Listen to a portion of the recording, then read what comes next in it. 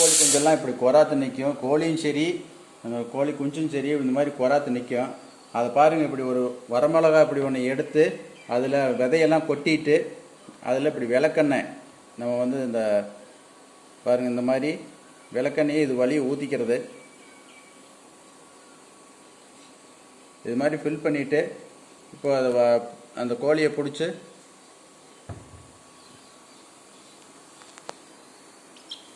பாருங்கள். இப்போ இந்த வாயை ஓப்பன் பண்ணி இந்த தளவை நம்ம பிடிச்சிக்கிட்டு இதை அப்படியே வாய் வழியாக வச்சு உள்ள தள்ளணும் அப்படின்னா அப்படியே போயிடும் உள்ள.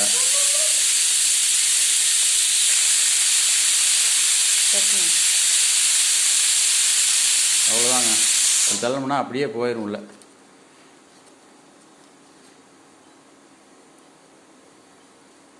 அவ்வளோதாங்க, அது சாப்பிட்ரும்.